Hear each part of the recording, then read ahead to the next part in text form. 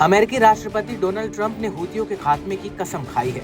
हूतियों के लाल सागर में जहाज सीज करने और इजरायल पर हमला करने के बाद अमेरिका कई बार चेतावनी दे चुका है। इसके अलावा यमन पर कई बार बमबारी भी की है, लेकिन हूतियों के हमले बंद नहीं हुए और उन्होंने अमेरिका को बहुत नुकसान पहुंचाया है। हूती विरोधियों ने एक आंकड़ा जारी किया है। इसके मुताबिक अमेरिका के 18 M2 ड्रोन को उसने अब तक मार गिराया है।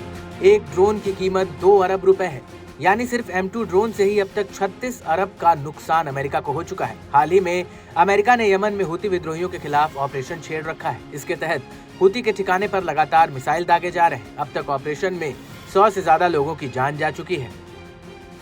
ये स्थिति दोनों पक्षों पर चल रहे संघर्ष और वित्तीय प्रभाव को उजागर करती है। ड्रोन का नुकसान और गोला बारूद की लागत इस क्षेत्र में अमेरिका के सामने आने वाली चुनौतियों को बढ़ रही है। अमेरिका में कई लोग अपने टैक्स के पैसे का जंग में इस्तेमाल से गुस्सा हैं।